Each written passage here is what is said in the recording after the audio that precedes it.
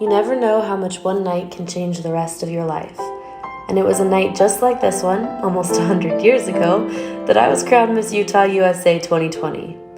As an LGBTQ plus woman from Utah with chronic suicidal thoughts that are common for people like myself who struggle with bipolar disorder, I spent most of my life carrying feelings of shame and worthlessness that made a night like that almost impossible for me to comprehend.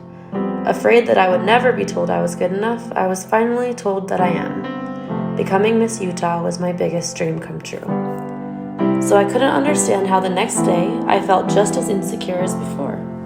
I guess it turns out winning a pageant doesn't cure mental illness after all.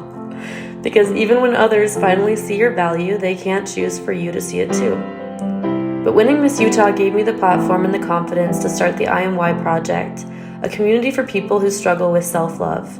And throughout my year, I had the privilege to meet many people who had struggles similar to mine. Other LGBTQ plus people who finally came out to their families because they saw me win. People who finally opened up about their eating disorders or drug use or struggle to want to be alive because I was honest about mine. The truth is, it was you guys that made me feel whole.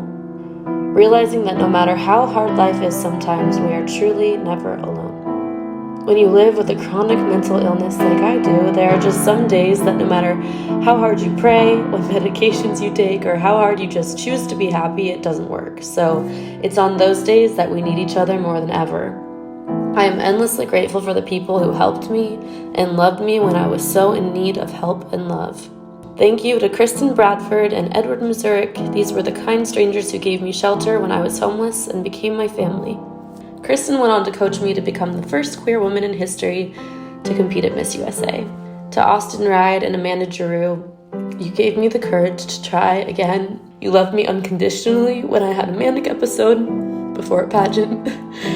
You gave me hours of help with makeup and styling and spent days of your life packing me for Miss USA, and you are the reason I'm on stage today. You are my lifelong pageant family. Thank you to Landon Pryor. Your generous surgery helped me remove the breast implants that I once falsely thought I needed to win a pageant, and your sponsorship money was more than just a wardrobe budget. It was belief in myself when I had none. And to the entire Zucker household, thank you for giving me shelter in the months that I was preparing for a pageant during a global pandemic. You gave me a home. Thank you to my pageant mama Malin, who did my hair every year, even when I had no money, and always believed that someday I would win. Malin, you are always right. To Scott Keppel, David Allen, and John Benton, who held me accountable for caring for my body and helped me compete in a beauty pageant without relapsing into my eating disorder.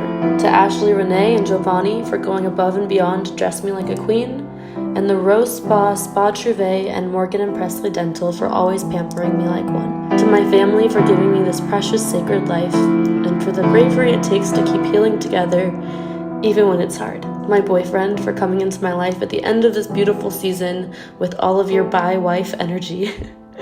And to my judges who truly gave a voice to the voiceless by selecting me as Miss Utah USA.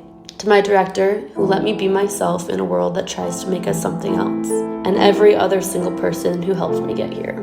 Every person I have thanked and every person in the audience today has been personally affected by the loss of a loved one to suicide or the crippling lifelong challenges of mental illness. And I hope my reign can serve as a reminder that everyone, no matter what they have done in their past or what they are going through now, deserves kindness. Underneath all of it, we are all kings and queens, children of God, remembering who we are. I will always be grateful for everything I was given and everything I gave to myself as Miss Utah USA. My life is forever changed. Signing off, Miss Utah USA 2020, Rachel Slawson.